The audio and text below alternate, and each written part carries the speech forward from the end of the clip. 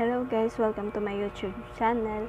Thank you for watching. And then for today's video po, ituturo ko po sa inyo kung paano gumawa ng thumbnail through PicsArt. Keep on watching. Thank you.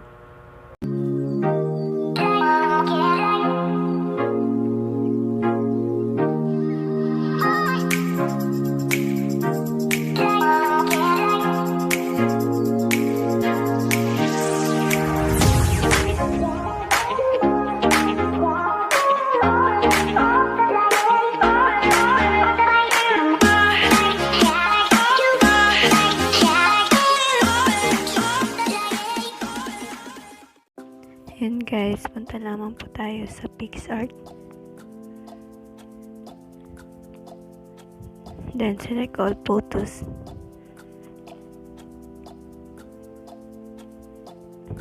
Yan, bago po kayo magawa ng thumbnail, picture muna kayo para sa inyong thumbnail. Tapos pag nakakuha na po kayo ng malinaw na photos, yun po ang ilagay nyo. Yan, select lang po tayo.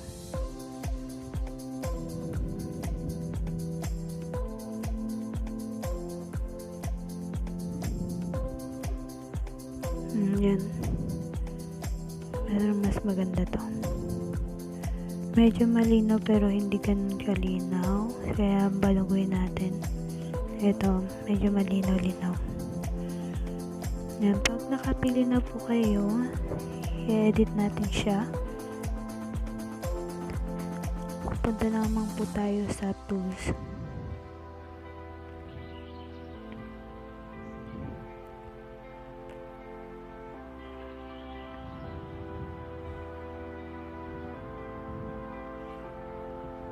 Punta po tayo sa tools, tapos piliin po natin yung pre-crop.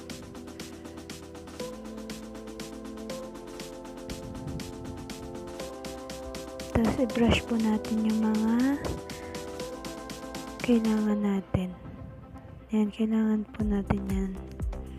Sorry. Yan.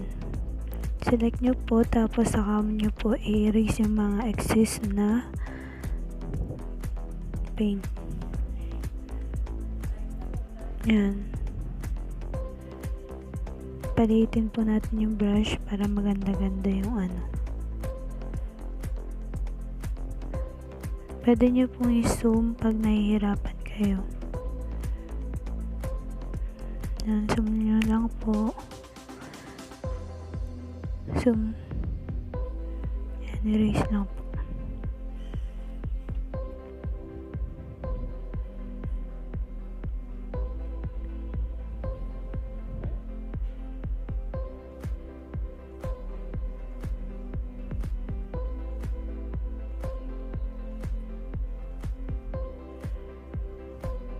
Para hindi po kayo mahirapan, dapat yung pipiliin po ninyong picture ay yung hindi mahirap i-crop.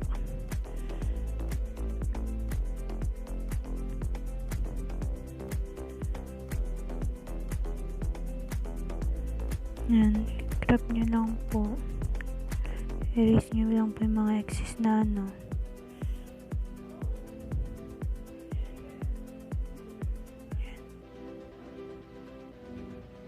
Yan. Hanggang sa magmalinis na po. Yan, katulad nito.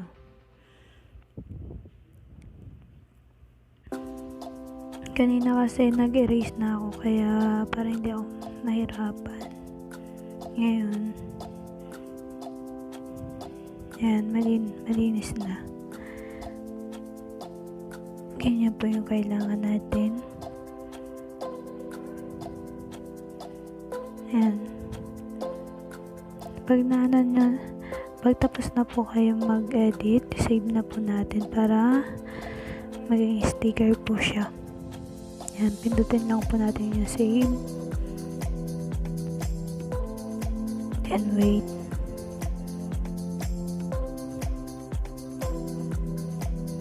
Ayan, save to my sticker. Pagkatapos po nyan, i-back na po natin. And save. Yan, done.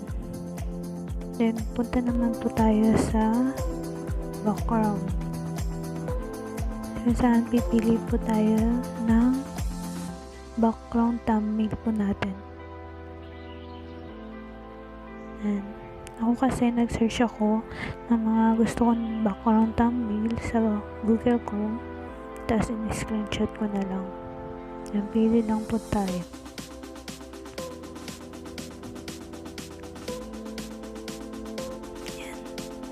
Yan, nakapili na po ako. Gusto ko po yung kulay pink. Then, i-crop lang po natin.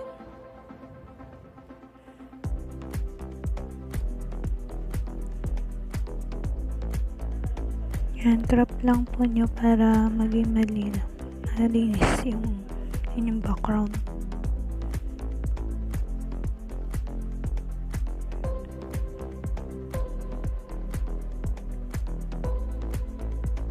Yan. Tapos, kailangan po naka YouTube, ano po siya, YouTube crop.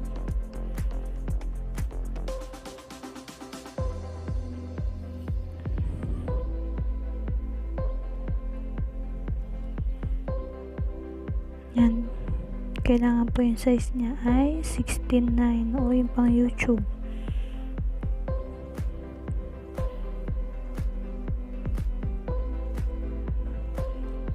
Pagkatapos nyo po i-crop na pang YouTube, i-select na po natin yung picture natin kanina na in-edit. Yan. Place nyo lang po kung saan nyo po gusto.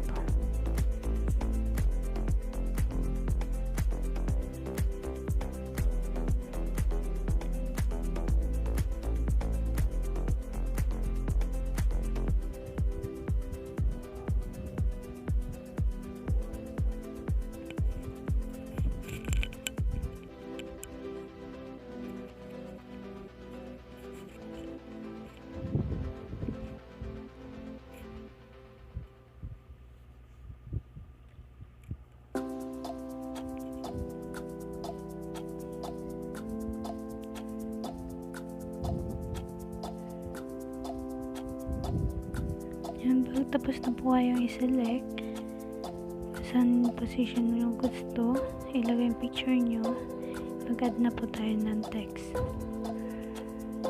thumbnail.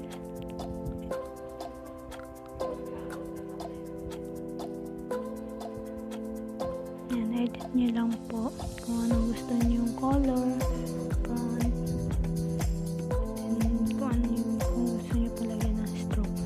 Sa akin color blue green, then lagyan pa natin ng stroke na black.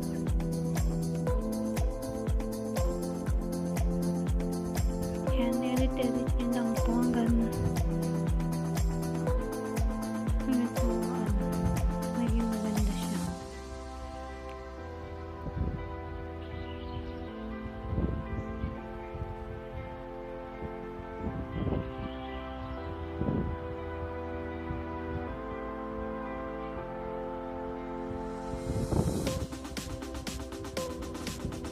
Yan, ang napili ko po yung Sigma 1.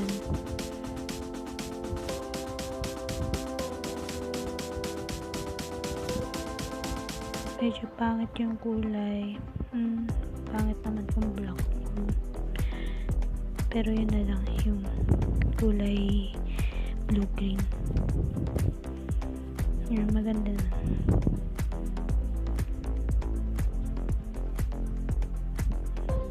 Tutorial. Yan, tutorial. Yan, kayo na pong bahala maglagay ng anong gusto nyo mag-text, kung ano po yung concept nyo.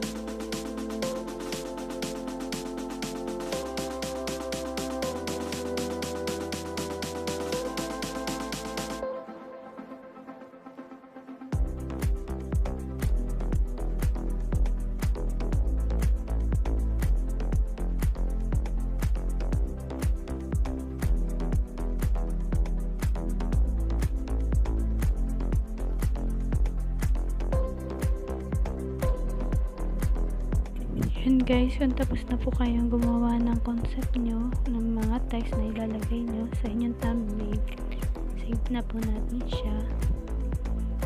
Ayan, save. Pindutin nyo na save. And done.